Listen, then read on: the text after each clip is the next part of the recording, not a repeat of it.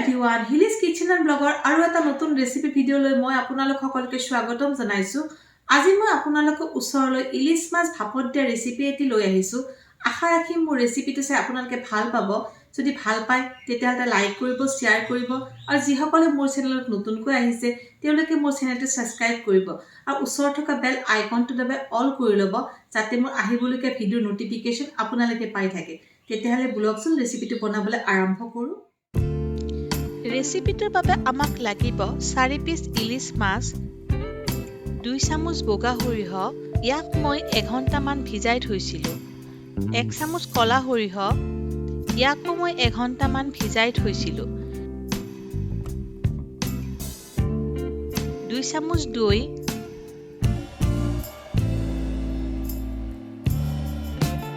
7টা কেঁচা জলকীয়া, আধা চামুচ কলা জিৰা, নিমখ সোৱাদ অনুযায়ী, সৰু চামুচেৰে 1 চামুচ হালধি গুড়ি আৰু 4 চামুচ মিঠাতেল। প্ৰথমতে মই ভিজাই থোৱা বগা সৰিয়হখিনিৰ পৰা পানী ভালদৰে টুকি লৈছো আৰু ইয়াক এটা মিক্সিৰ জাৰত লৈছো। তেনেদৰে কলা সৰিয়হখিনিও লৈছো। 3টা কেঁচা জলকীয়া এড কৰিছো। তাৰ পাছত গোটেইখিনিৰ এটা স্মুথ পেষ্ট বনাই লৈছো।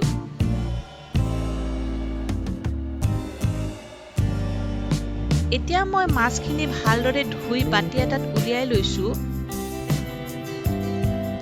মাছখিনিত সৰিয়হৰ পেষ্টখিনি ঢালি দিছো।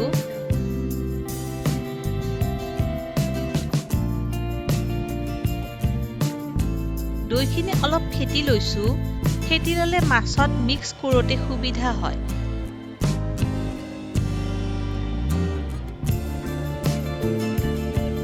ইয়াক মাছত এড কৰিছো।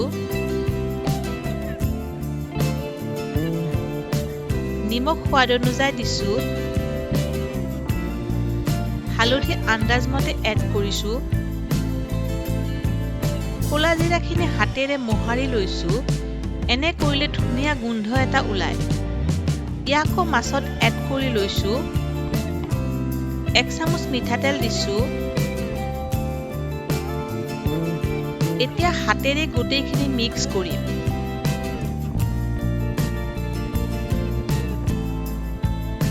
এয়া চাওক মাছত সামগ্ৰীখিনি ভালদৰে মিক্স হৈ গৈছে। মই 10 মিনিট মান ইয়াক থৈ দিম। এতিয়া প্ৰেছাৰ কুকাৰ এটা লৈছো। কুকাৰত মেৰিনেট কৰি থোৱা মাছখিনি এটা এটাকৈ দিছো।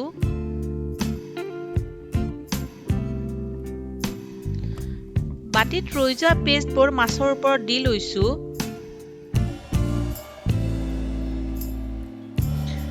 বাটিত আধা কাপ মান পানী লৈ লাগি থকা পেষ্টখিনি মিলাই কুকাৰত দি দিছো। বাকি থকা কেঁচা জলকীয়াখিনি দি লম। জলকীয়াবোৰ মাজত ফালি দিছো।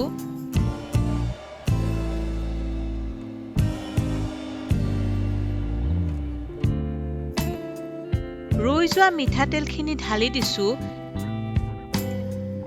এতিয়া কুকাৰ বন্ধ কৰি এটা হুইসেল অহালৈ সিজিব দিম। যিসকলে মোৰ চেনেলটো এতিয়ালৈকে সাবস্ক্ৰাইব কৰা নাই কাইন্ডলি সাবস্ক্ৰাইব কৰি ল'ব। এয়া মোৰ হুইসেল আহি গ'ল। ইয়াক নমাই প্ৰেছাৰ যাব দিম। মোৰ ভাপত দিয়া ইলিশ মাছ হৈ গ'ল। বনাবলৈ খুব ইজি নহয়নে?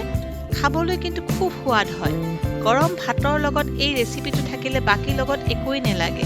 আপোনালোকে ট্ৰাই কৰি চাবচোন।